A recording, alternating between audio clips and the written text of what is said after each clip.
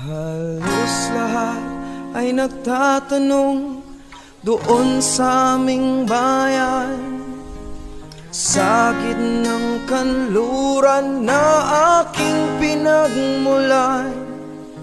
Sila'y nalilito, ba't daw ako nagkaganito? Kung ano ang dahilan, ako lang ang nakakaalam.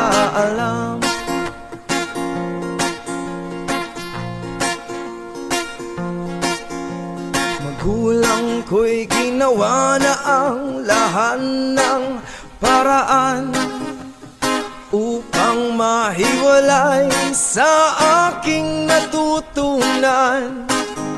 Subalit hiniwan ko ang binigay na karangyaan